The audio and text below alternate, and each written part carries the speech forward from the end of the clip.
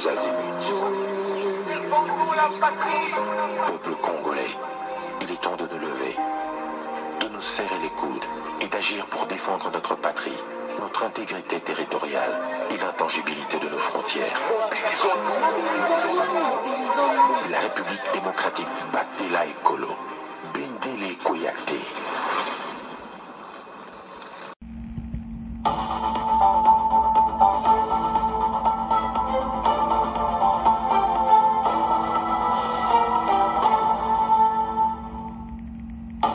Bonsoir, bonsoir, bonjour, c'est Congo News 24. Bande Konanga, comme toujours avant de commencer notre émission, nous disons merci à Dieu.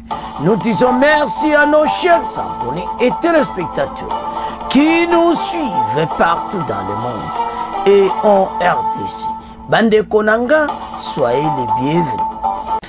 À la une, chers téléspectateurs, Kagame salue le retrait de RDF F23 Newalikale, Oyoki Yango.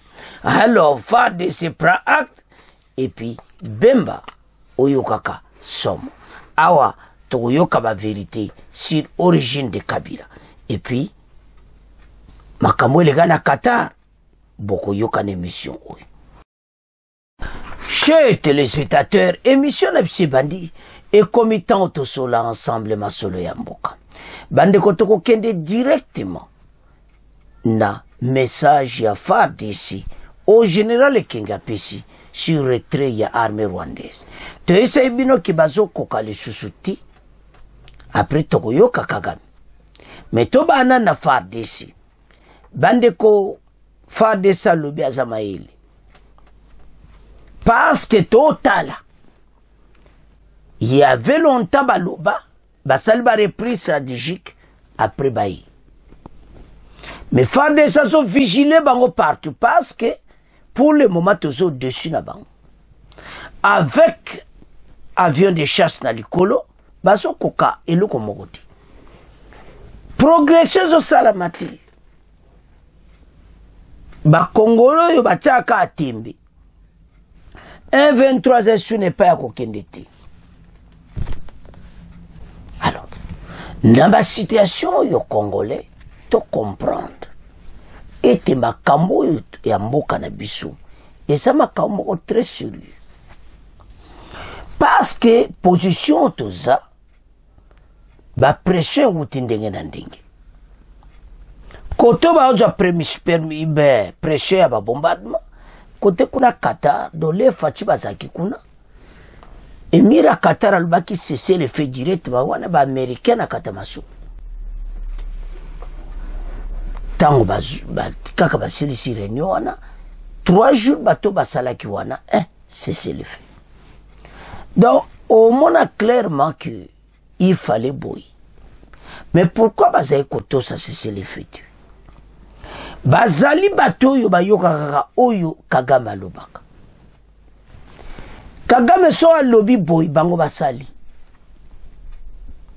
Kagame so a lobby boke vous cessez les faits bo kipa ngote ba okipa ngopete. Et cette fois-ci pour eux d'accepter parce que Kagame leur a dit na wuti na Qatar. Masolo to sol na président Félix. Bokata. Olingo lingate c'est comme ça, c'est pour ça que gérer les Kenge. Faire des choses très sages. Batima kama Qatar na kati ya retrait na ba. Parce que baza batu moko na soye bati. Et puis Kagame mutea makasi. Mais si on bombarde les soldats, les soldats rwandais bandeko ba koufi belé. Mais ils s'en foutent de tout ça. Ba musweza ba soldats ba koufi belé boli bite totika. Total nzela mususu mais Kagame était parce que ba koufa te yé kunaza. Mawa même la population ne moko rwandaise ate ayo yo kama wana yo congolais tala ba rwandais nde bakufi en vrac makoyoki mawati azotala ka kolta nayi bongo yo. Alors maintenant a komi que ame akoloba directement ouvertement sur oyo nyonso zo salama na est. Bato yo bakomi na suka. Il ne pouvait plus résister, la pression est tellement monnaie. Baksa la pression, il y a diplomatie, donc bah comme moi été. Alors, le FARDC a du message, il y a sakanate. Toba na FARDC. Après Togoya na Kagame. FARDC prend acte. Ce retrait poursuit le communiqué de FARDC s'inscrit dans le cadre de l'exécution de la déclaration conjointe le 18 mars signée par l'émirat du Qatar au Bozo-Monawana, la République démocratique du Congo et la République du Rwanda à l'issue de la rencontre entre le président Félix Tshisekedi et son homologue rwandais Kagame sous la facilitation de l'émir du Qatar, Tanim Ben Ahmad Al-Thani. Dans un communiqué, l'armée congolaise précise que les forces des armées de la République démocratique du Congo vont observer avec vigilance les retraits des forces hostiles de Walikale jusqu'à l'est de Kibati. Les FARDC annoncent également qu'elles vont s'abstenir de mener toute action offensive contre les rebelles tout en exhortant les combattants d'autodéfense wazalendo à faire de même en fait d'encourager les escalades. Un peu plus tôt, samedi 22 mars, l'Alliance Fleuve Congo a annoncé dans un communiqué publié sur X son intention de repositionner ses forces de la ville de Walikale et ses environs, conformément au cessez-le-feu unilatéral déclaré le 21 février 2025. En réaction, le Rwanda salue l'annonce M23 concernant le repositionnement de ses forces à partir de Walikale, en appuyant aux initiatives de paix en cours, ainsi que l'annonce de la RDC, selon laquelle toutes les opérations offensives menées par les FARDC de Wazalendo seront suspendues, peut-on lire dans un communiqué de X. FARDC du acte, biso peto tike na offensive, parce que auto bête qui ba mikolo, bande kotoza la claire. Oyo bazwa ki mikolo yo Kagame koma ki en difficulté. Mais, makamwe utaki na Qatar, eza na niveau mususu. Kagame doit accepter et se retirer. C'est pour cela qu'il a se retiré. Alors, na makamwe nyonso mona clairement été bateau yo bayoki oyo ba américain balobi kuna na Qatar. Mais toujours taliban, parce que parfois ils s'en foutent. Parfois ils disent qu'ils n'ont rien à perdre. Bah au continent na bango membala oyo. Ils seront délogés par la force. Il y a Nations Unies. Bande ko résolution verset 73 ezama kasi trop, il faut bayoka. Soy bayoki te et taliban. Alors, voilà comment le général Kingi a expliqué. Tola na général Kingi, bon auto avance.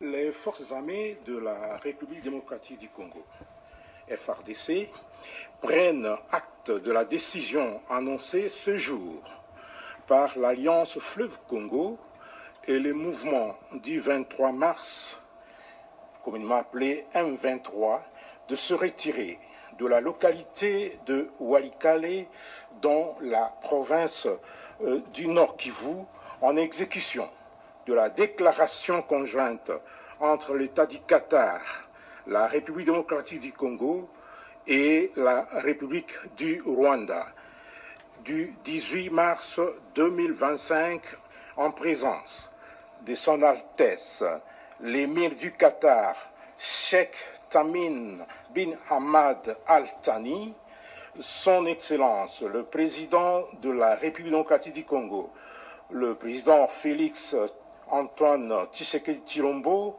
et son Excellence, le président de la République du Rwanda, le président Paul Kagame. Les forces armées de la République démocratique du Congo vont observer avec vigilance le retrait des forces hostiles de Walikale jusqu'à l'est de la ville de la cité de Kibati. Les FARDC vont s'abstenir de mener toute action offensive contre les forces ennemies tout en enjoignant les forces d'autodéfense congolaises à en faire autant afin d'encourager la désescalade, et la poursuite des processus de Luanda et de Nairobi et privilégier les discussions de paix et l'aboutissement des discussions récemment entamées à Doha au Qatar et à Washington, d'ici aux États-Unis d'Amérique, dans l'intérêt de la paix. À ce stade, les forces armées de la République démocratique du Congo, tout en restant mobilisées, se réservent le droit d'intervenir à l'observance de tout mouvement hostile qui s'avérerait être de nature à compromettre la pause des combats ainsi qu'à menacer la sécurité des populations et de leurs biens, tout comme l'intégrité du territoire de notre pays. Fait à Kinshasa le 22 mars 2025. Bandeko tolandi biso nyonso le général Kenge et FARDC. Voilà makambo yango wana tolobaki. Donc il est clair mais biso toza vigilant. Nde général Kenge alobi batu oyo bazama yeleto, mais moi je sais que cette fois-ci bakozonga te parce que bandeko ba coup de frappe o bazwaki bakoya lisusu te. Ils ont pris au kafuiti na biloko wana, mais balinko laksango te babata misima ya oyekatame na Qatar, mais c'était depuis mardi. Tarle boyo prononcé samedi, mais bo continue qui le même mardi boke bo boteli bokela walikale. Ce qui vraiment bakate kuneza yango comment bakene na walikale poto laksamino ke ezakinde biloko moto bazwaki. Il devait prendre déjà des pilotes. Pourquoi bah ça on a retard? Après avoir vu qu'ils ont échoué, et comme maintenant tourne à bisou, ce qui va salité, on marche en arrière. Voilà la situation. Le gouvernement Oyo va tenir position na bango ete biso totelema. Awa bango babima na walikale jesa kibati de faut pas sala ndenge wana. Question Oyo toujours on se pose et c'est bako sale là. C'est là où makamute zonga kalisusu ba décision. Ça fait mal. Peuple Oyo azana besoin kimia. Kimia yangonde ko konsuli mboka. Alors, maintenant, Toyoka, côté ya Kagame, ndenge yepe a accepté ndenge yepe accepté retrait ya armée rwandaise na kati ya Walikale, ndenge ba kite Walikale, Toyoka pe ba Rwandais, bongo to avancé. Le gouvernement rwandais a salué dimanche 23 mars Yaekoloba Lelo du retrait des rebelles de l'Alliance Free-Congo de Walikale Centre dans la position du Nord Kivu, une localité dont les rebelles avaient pris le contrôle du 19 mars. Dans un communiqué publié sur X, le Rwanda salue l'annonce M23 concernant le repositionnement de ses forces à partir de Walikale, en appui aux initiatives de paix en cours ainsi que l'annonce de la RDC selon laquelle toutes les opérations offensives menées par les FARDC et les Wazalendo seront suspendues. Cette réaction fait suite à un communiqué publié à la veille par l'AFC dans lequel le groupe rebelle annonce son intention de repositionner ses forces de la ville de Walikale et aux environs. Ceci le fait unilatéral a déclaré le 22 février. Alors, makambo nyonso ba monike en tout cas ba du échec ndeto landi Kagame wana abimisi batuna oui mais à quel prix somona faut kaka ko bombarder bango comme la politique est facilement mutaya a changé nae aye pe kokosa que voilà tout mais malgré baloba qui ont les mardi na 14. Mais pourquoi vous savez qu'on mardi te vous élèves samedi? c'est-à-dire baza koyoka te pression pression pression babombardement pression ali aye kosede alors ndenge asede tozaka toujours na bareserve ndenge le général Ekenga alobi parce que baza batu te ce sont des terroristes babomi mboka oyo yango un congolais ou a rejoindre banc M23 c'est dire ça congolais te parce que ça mouvement ba rwandais comment yo ken ko rejoindre banc c'est qu'on s'appelle rwandais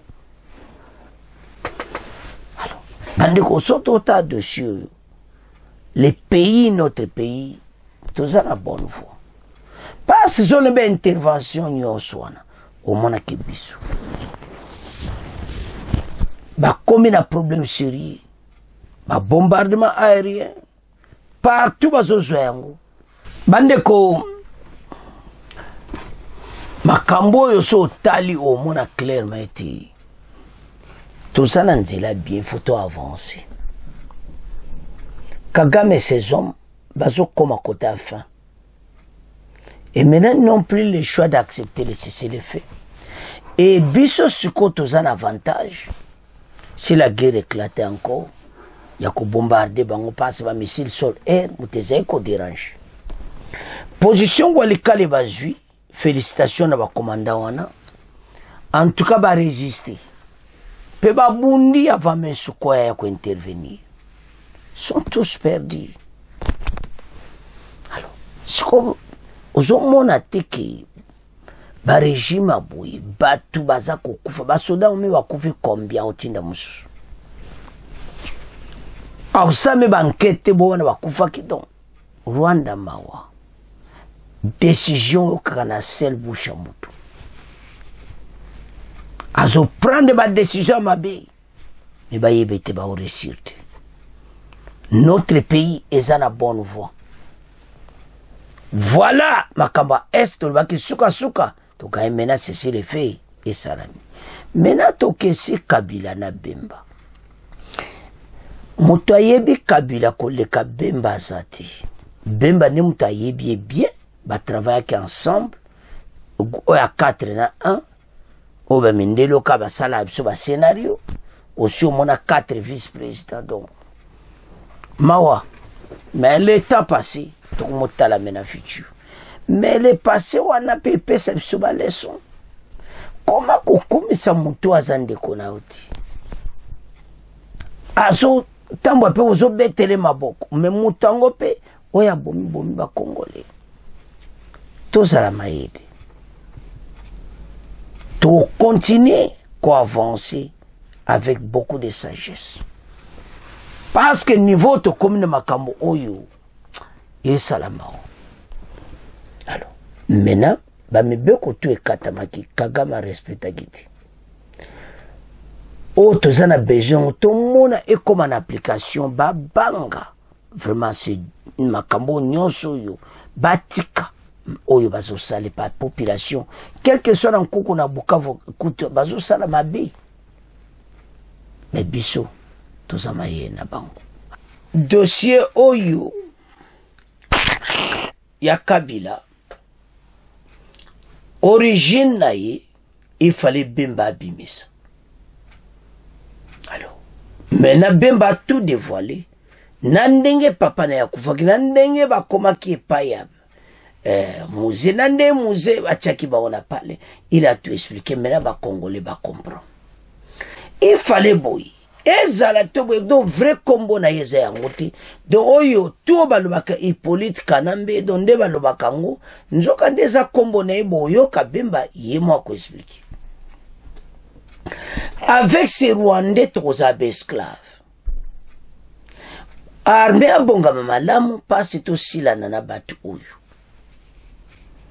mission ya Kagame ezaki ndenge salabaki na lera Mobutu mais Mobutu lera est dictateur mais autres na gouvernement élu ba mener ba mouvement moko ndenge wana et maintenant to comme na cesser le feu ba comme na ba qu'est-ce que c'est parce que maintenant baza bloqué partout na ya résolution à Nations Unies ba comme bloqué baza ne action genre ça té ce ka ba meki to bombarder bango alors maintenant situation to zarango eza ke biso toza likolo na bango na makambo ebele. Maintenant il est temps d'agir ete makambo oyo mutu nyonso a comprendre origine ya Kabila. Avançons. Maintenant Bemba et Kabila, citation de Moïti. Alors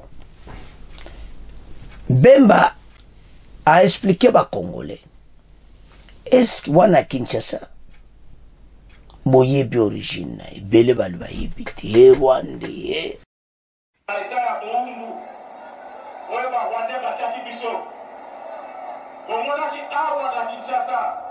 chef d'état-major ya armée Fati babelaki Fati Bosso zaki nani est-ce que le peuple asepelaki de eloko wana bachef ya bacommandant ya sécurité awa ya mboka oyo ezalaki na mboka nani voilà bayelaki biso mpe batie nani mokonzi nani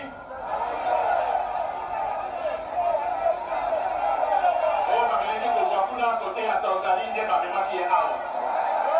Là, de Laurent désiré à comprendre le plan d'abandon, à mon que peuple, à certains il a noté, des qui va toi là, Bazonga, Namboka la Baron. Zaki monté.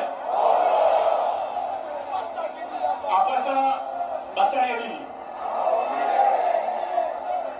Baboni et peu Bachenali. Bachenali.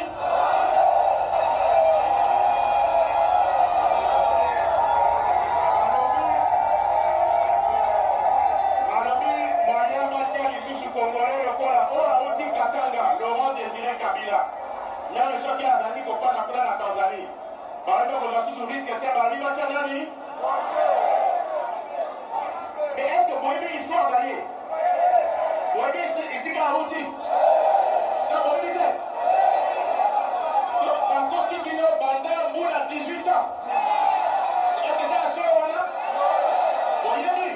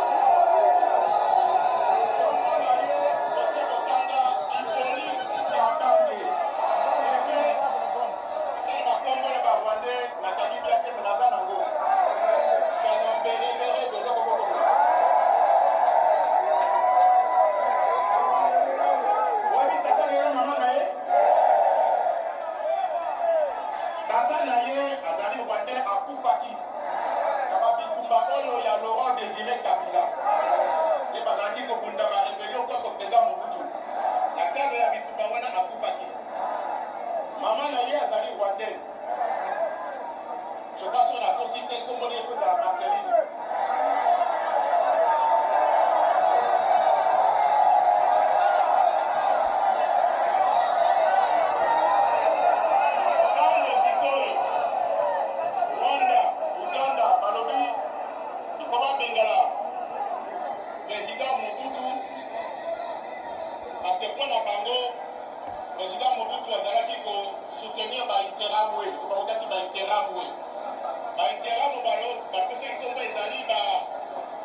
Force rwandaise, au Bazalaki pour soutenir Bazalaki par force armée, il y a Abilimana.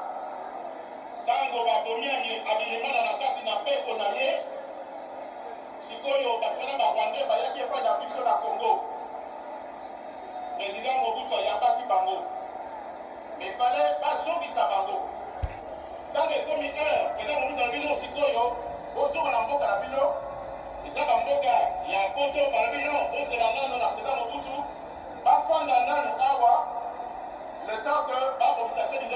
expliquer bango que papa na ye Kabila za papa na ite le Désiré Kabila bi kombo wana eza kombo na ite son vrai nom c'est Hippolyte Kanambe. Donc il faut récupérer kombo na ye de toute façon. Na ye ba te soki ye assez long na pouvoir récupérer kombo na yo. Alors maintenant azana problème parce que ndenge bato ba telemi ba bembo tout ba telemi Kabila n'y est plus rien. Azana place en kokati. Et surtout que baza simana en communauté internationale donc ba oyo ba sunelo au salati ba oyo sera dégage. Voilà la situation au Touzanango. Biso tout élément ensemble pour Kabila a nié même positionné dans M23 mais yeban kezaï. Mais la situation to vivre à cause de la puni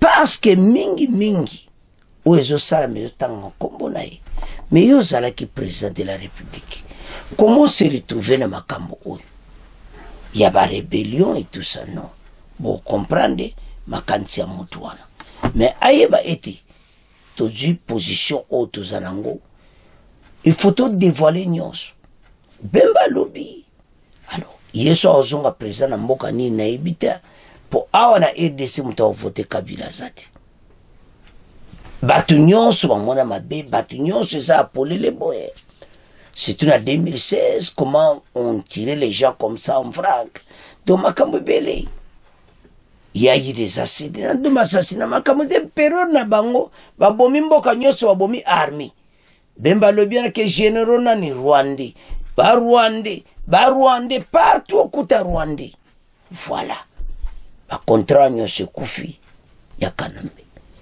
soko alingi ako signé ba contrat officiel mususu aya mais ba congolais bele ni soko monde était passé ba station to comme na bandi ko so ba souffrir le cola ya président Rwandais